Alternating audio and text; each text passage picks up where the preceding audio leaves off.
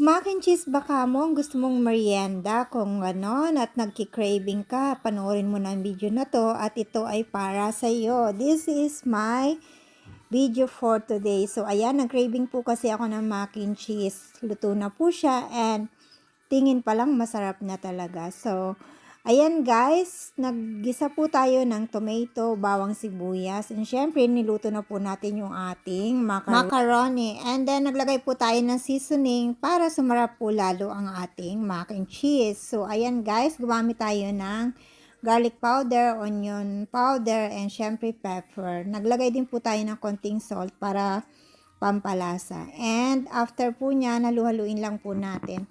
And then, gumamit din po tayo ng evaporated milk. So, ayan, kunti lang po yung nilagay ko para malinamnam po yung ating mac and cheese.